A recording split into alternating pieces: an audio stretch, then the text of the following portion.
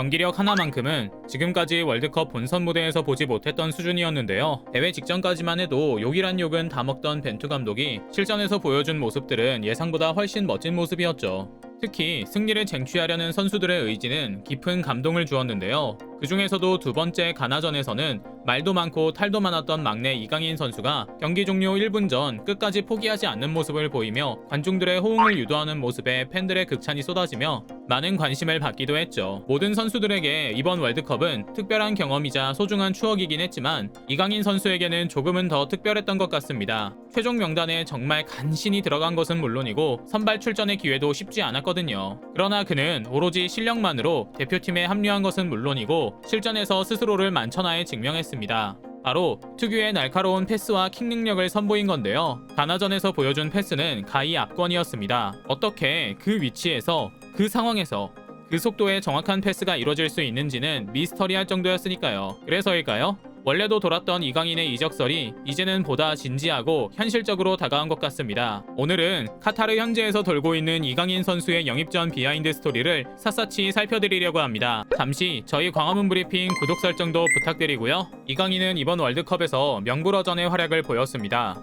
특히 조커로 나서서 분위기를 바꾸는 데 일조하고 있는데요. 가나전에서는 나오자마자 택배 크로스로 조규성의 선제골을 돕기도 했습니다. 불과 교체 출전한 지 1분 만의 일이었죠. 경기 막판에는 골과 다름없는 왼발 프리킥을 선보이기도 했고요. 비록 당시 경기는 2대3으로 패하며 빛이 발하긴 했지만 전 세계가 이강인의 활약을 다시 한번 주목하기엔 충분했던 것 같습니다. 우리가 그토록 노래 부르고 기대했던 대로 이강인의 발끝에서 특 S급 패스가 흩뿌려지면서 한국 대표팀 공격 속도 전반이 올라갔던 것인데요. 이강인이 카타르에서 엄청나게 활약하자 긴가민가 하던 유럽 구단들이 그를 주목하고 본격적인 영입전을 펼치기 시작했다는 보도 역시 쏟아져 나오기 시작했습니다. 물론 보도가 나온다고 해서 그 구단에 무조건 가는 것은 아닙니다. 그러나 그가 여러모로 주목을 받고 있으며 그를 노리는 팀의 면면을 살펴볼 수 있는 좋은 기회인 것은 사실입니다. 원래 이적 시장은 은밀하게 진행되는 경우가 많고 비선에서 움직이는 경우가 많기 때문에 이런 이야기들은 전부 다 이적 시장의 첩보 작전 비슷한 모습으로 흘러가기 마련이거든요. 이강인에 대한 이야기를 가장 집중적으로 쏟아내는 것은 아무래도 이강인의 제2의 고향과 같은 스페인 현지 언론입니다. 마르카는 이강인 선수의 이적 관련 이야기를 전반적으로 훑는 특집 보도를 내며 그의 이적 관련 계약 조항 첩보를 입수해 공개합니다. 이강인의 바이아웃 조항은 약 1,700만 유로다. 이강인 같은 재능에 베팅할 수 있는 경제력을 지닌 거의 모든 잉글랜드 프리미어리그 클럽들이 완벽하게 받아들이고 바로 현금을 사용할 수 있는 정도의 수치다. 이강인의 이름은 잉글랜드 내에서 가장 강하게 들리는 편이다 라고 말합니다. 상황이 이렇다 보니 친정팀 마요르카는 초상집 분위기입니다. 당장 아귀레 감독은 이강인 선수의 무운을 빌어주면서도 아쉬운 마음을 숨기지 않았습니다. 이강인의 가능성을 믿어왔다. 그는 늘 누구보다 열심히 훈련에 임했고 자신의 장단점을 명확히 알았다. 시즌 초에 그가 자신의 약점을 보완하는 일에만 집중하던 것에서 스스로의 강점을 강화하는 쪽으로 전략을 선회한 것은 탁월한 선택이었다. 강인이가 너무 잘하니 기쁘면서도 한편으로 아쉽다. 그가 필요했던 것은 오로지 출전 기회 단 하나였다. 나는 그에게 기회를 줬고 그는 결과로 응답했다. 대표팀에서도 마찬가지였다고 본다라고 말이죠. 마요르카 지역 기자인 세레소 씨는 체념에 가까운 평을 내놓습니다. 아마 그는 마요르카에 오래 있지는 못할 것이다. 그러나 다음 시즌까지는 남았으면 좋겠다는 마음이 있다. 오로지 팬심이다.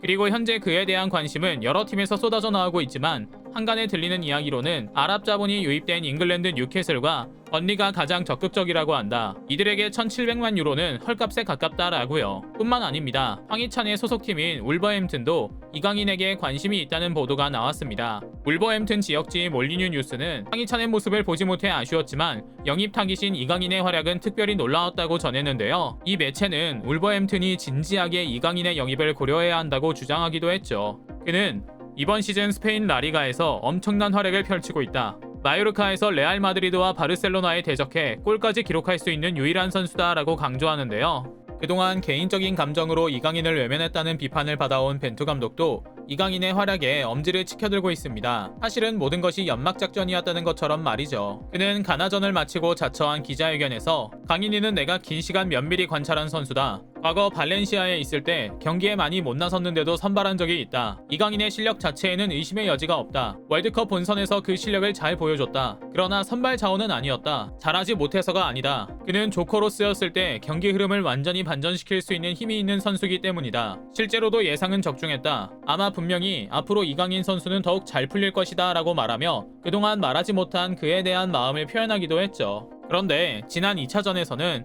많은 한국 팬들이 전율을 느끼고 해외 중계진에서도 주목했던 특별한 모습이 있습니다. 바로 이강인이 후반 추가 시간 경기 종료 1분을 남겨둔 상황에서 코너킥을 차기 위해 달려가며 관중들을 향해 호응을 유도한 모습이었는데요. 후반 막판에 뒤진 한국팀의 팀 분위기를 끌어올리는 역할을 한 것이었죠. 관중들은 이강인의 제스처에 화답하면서 마지막까지 대표팀에 힘을 실었습니다. 더군다나 마지막 코너킥을 주지 않고 주심이 경기 종료 휘슬을 불자 가장 먼저 달려가 강하게 항의하며 승리를 향한 투쟁심을 드러내기도 했는데요. 나이가 그렇게나 어린데도 속 깊은 고민을 많이 해서 그런지 정말 성숙하고 멋진 국가대표의 모습이었죠. 그래서 우리 국민들은 더욱 감동했던 것이고요. 이 장면을 본 누리꾼들은 막내가 주장 역할까지 한다. 저 부분에서 눈물이 났다. 온몸에 전율이 올랐다. 정말 스타성이 있다. 멋있다. 실력의 인성까지 최고다. 포기하지 않는 모습이 감동적이다라는 등의 댓글을 남기기도 했고요. 그런데 좀 낯섭니다. 아무리 속 깊은 선수라 해도 어떻게 20대 초반의 이강인 선수가 이렇게까지 성숙한 모습을 보일 수 있었던 걸까요?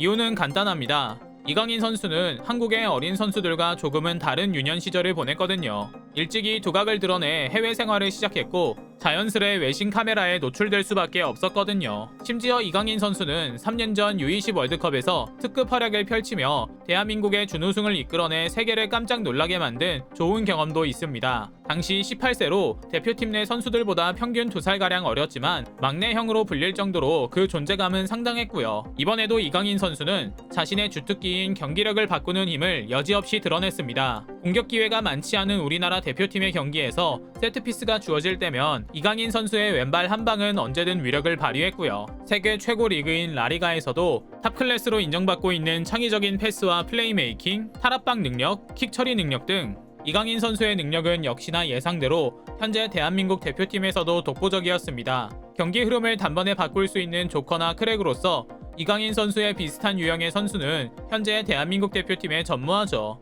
객관적으로도 라리가에서 최우수 선수의 2회 선정되는 것은 물론 10경기 5개의 공격 포인트를 기록하며 팀 내 평점 1위를 기록하고 있는 선수가 도대체 왜 국가대표로 뛰지 못해왔는지는 쉽게 이해하지 못할 일입니다.